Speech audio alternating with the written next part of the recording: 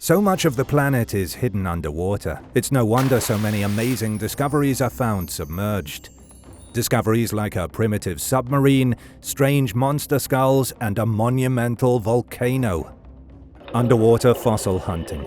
If you have scuba gear and you don't mind getting your hands a little dirty, you can be an underwater fossil hunter, just like Matthew Weiss, an experienced diver who frequently visits Cooper River in South Carolina. Matthew hunts for mammoth tusks and other prehistoric fossils. Anyone with the skills and the equipment can go to their local river and search for fossils. Underwater fossil hunting is a pastime practiced all around the globe. In 2014, a group of fossil hunters uncovered an ancient graveyard in a sunken cave in Madagascar. Within the underwater cavern were hundreds of bones from ancient lemur relatives. Nobody knows what exactly happened, but somehow hundreds of enormous lemurs wound up dead inside the cavern before it flooded. The creatures are called pachylemur. They were twice as heavy as modern lemurs, growing up to 22 pounds. But there were also a few bones that belonged to an even bigger extinct lemur called Mesopropithecus. Mesopropithecus was a lemur just like lemurs alive today, only it was roughly the size of a gorilla. There were other monstrous bones uncovered in the Madagascar cave. The researchers found a preposterously big skull from a horned crocodile. That's right, a prehistoric crocodile, but it had horns like a demon. They also found the remains from miniature pygmy hippos and elephant birds. If you choose to go diving in search of bones, I can't promise you'll find demonic crocodile skulls. But I can tell you one of the most common discoveries in America's rivers, like the Cooper River in North Carolina, are shark teeth. People frequently discover teeth from extinct megalodon in the sand at the bottom of rivers. And now for number 8. But first, it's shout-out time. I wanted to give a big thank you to Mera Lisk Hard-You-Saw and Jesse Holland for supporting this channel. Be sure to subscribe if you haven't already for more videos like these. The Robot and the Shipwreck. Humans have nearly outgrown their use, as was just proved by a robot that discovered treasure in a Roman shipwreck at the bottom of the Mediterranean. Robots are now the best marine archaeologists money can buy. The shipwreck was discovered between the Cap Corse's French peninsula and the Italian island of Capraia. In summer 2023, archaeologists came across its ruins strewn 1,148 feet beneath the surface of the ocean. Within the wreckage was an abundance of ancient glassware, things like drinking vessels that the Romans were using 2,000 years ago. Archaeologists believe the ship was transporting nothing but glass. Glass bottles, glass bowls, glass plates. There were entire blocks of glass, though most of the treasure discovered was tableware. It's pretty cool to see an entire shipment of what would have been seriously valuable glassware lost at the bottom of the sea. There must have been a very angry merchant 2 millennia ago, and this thing sank. But what did the robot have to do with it? The Department of Archaeological Research in Drasum used a specialized robot capable of diving to astounding depths of over 8,200 feet. It also takes high-resolution video of everything it sees. The robot wasn't prowling the ocean looking for shipwrecks, but it did go down and make the discoveries so humans didn't have to get wet. The Giant Volcano. In 2018, a volcano in the Indian Ocean blew its top. What happened next shocked scientists. Just off the coast of Madagascar, after a bizarre series of earthquakes in a zone that doesn't normally experience earthquakes, a volcano exploded with unimaginable strength. It was the largest active underwater eruption recorded at the time, and it left something amazing at the bottom of the sea. Scientists discovered a baby volcano that was formed by the eruption of the original volcano. It's the size of a skyscraper, towering almost 3,000 feet above the floor of the ocean. That makes the new volcano about 1.5 times taller than the One World Trade Center in New York. But hey, that's not all. Scientists collected geological data between 2018 and 2019. That was when they realized they were looking at an entirely new submarine volcano. But the real shocker was when they identified the source of the new volcano's power. It's drawing its strength from the deepest magma reservoir on the planet. The source of the volcano's magma comes from a giant pocket of bubbling fire goo 34 miles beneath the ground. According to lead researcher on the project, Natalie Fewlett, it was the first time researchers saw such a deep reservoir in the Earth's outer shell. 34 miles below the ground is astonishing. To put that into comparison, the peak of Mount Everest is only 5.5 miles above the ground. There is a whole world underneath our feet that's almost too crazy to comprehend. Miles and miles of undiscovered tunnels like the veins of the Earth coursing with liquid magma. The Primitive Submarine. A huge copper object from the 17th century was found by divers off the coast of Florida in 1980. It was first assumed to be a cauldron for brewing fish stew. Not a witch's cauldron, seeing as witches weren't really allowed on ships back then, or anywhere for that matter. Researchers assumed it was used by the chef on board to make a disgusting fish soup to keep everyone alive. But the strange copper object might be something completely different. The copper object was located 160 feet deep within the wreckage of the Santa Margarita. She was a Spanish treasure galleon that went down in 1622 and broke into fragments 40 miles from Key West. The copper object was brought to the surface and transported to the Mel Fisher Museum. Ever since, the museum has been telling people it was a massive cooking utensil. But new research has shown it may have really been a primitive submarine. The artifact may have been something called a diving bell. A few years after the Santa Margarita sank, salvage operators went in search of precious material and cargo at the bottom of the ocean. They would have used a primitive submarine called a diving bell to safely dive in the shallow water. It was basically an upside-down boat with a bell on the top. There was enough room for 3 divers inside.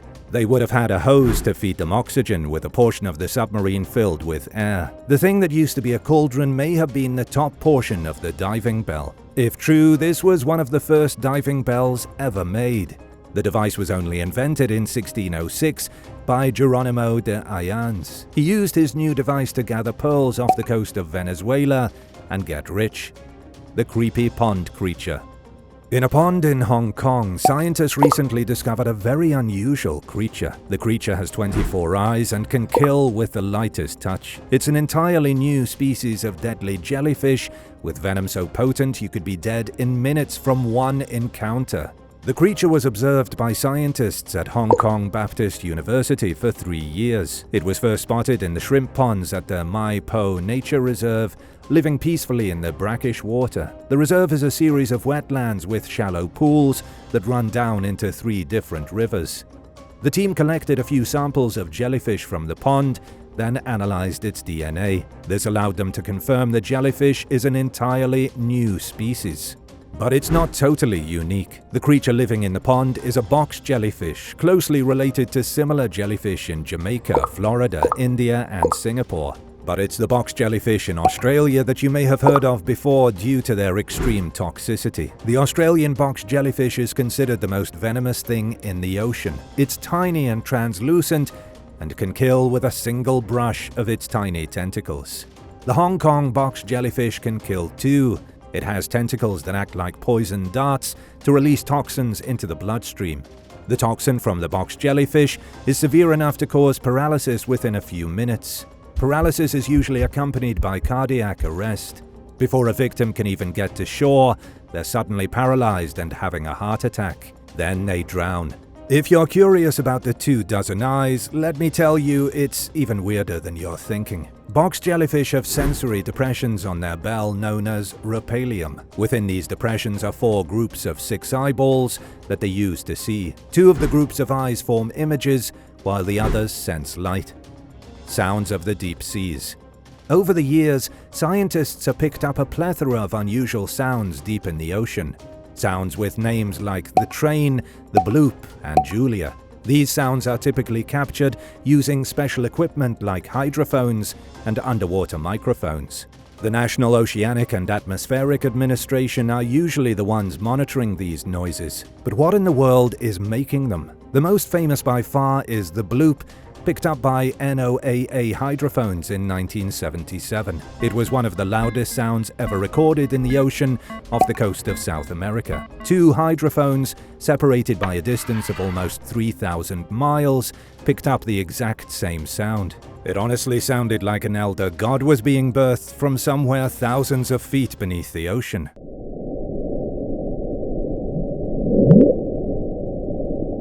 Scientists made jokes that Kalalu was waking up.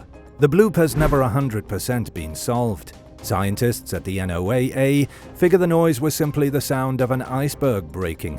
What do you think? Another weird noise was nicknamed Julia. It was picked up in March 1999 by an array of hydrophones in the Pacific Ocean. Scientists also blamed the noise on ice, although it honestly sounded like a giant underwater bird cooing somewhere in the sea.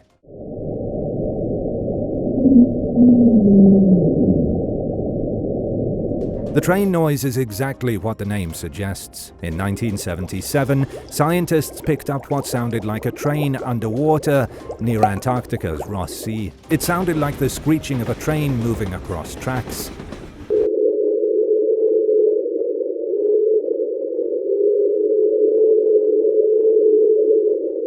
But yet again, scientists blamed it on ice. This time they said the noise was more than likely just an iceberg dragging its bottom along the ocean floor. The Egyptian Atlantis.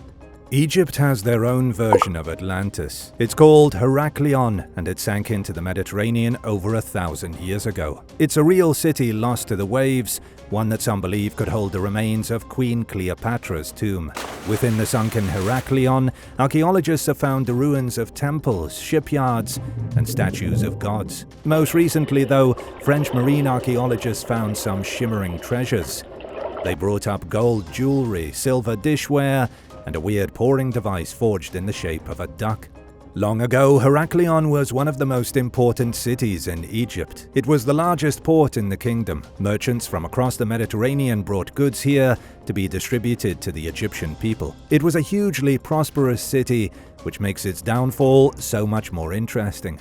Heraklion existed even before Alexandria was founded by Alexander the Great in 331 BC. It was most likely around for at least 500 years before that. Though, to be honest, it's tough to tell exactly when the city was founded, seeing as it's currently buried underneath the seafloor.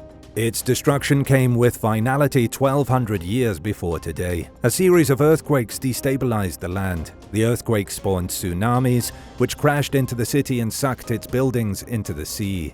Soon the land became liquefied, and the greatest port in Egypt was underwater. There has been speculation that it was in this city where Cleopatra was entombed. Thus, her remains could be somewhere in the sunken ruins. Heraklion wasn't seen by human eyes again until French archaeologist Frank Goddio uncovered it in the year 2000. Since then, more and more amazing treasures have been brought to the surface. The most recent finds were uncovered in the ruin of a sanctuary to Aphrodite, Greek goddess of love and beauty. There were jewels, ceramic pots, and shields, plus the weird duck-shaped pourer there was likely used for wine. Would you like to deep-sea dive and explore ancient ruins? The Last Mammoth. Derek Demeter and Henry Sadler are a couple of young guys in Florida who love scuba diving. They were recently scouring the sand at the bottom of Florida's Peace River when they came across a discovery only made once in a lifetime. The pair originally set out to find shark teeth. They were supposed to go diving in Venice, but the strong winds ruined their plans. Instead, they were forced to search in the Peace River for teeth or bones or anything they could find. What began as a setback was really a blessing in disguise. At the bottom of the river, the duo found a gigantic bone that once belonged to the biggest beast roaming Florida's prehistoric grasslands. I'm talking about the Columbian mammoth. Derek and Henry discovered a mammoth femur in the river. How big and heavy do you think the mammoth femur was? It weighed an astounding 50 pounds and was 4 feet long. This singular bone belonged to an animal that was so tall, you'd need a ladder just to reach its head. According to the National Park Service, Columbian mammoths lived in Florida from 2.6 million years ago until surprisingly recently. The last one died about 10,000 years before today, likely brought to extinction by early human hunters. The Sunken Temple. One of the greatest underwater discoveries of 2023 was made off the coast of Naples in Italy. 2 marble altars were found in the ruins of a submerged temple. The temple itself is in the legendary lost city of Puteoli.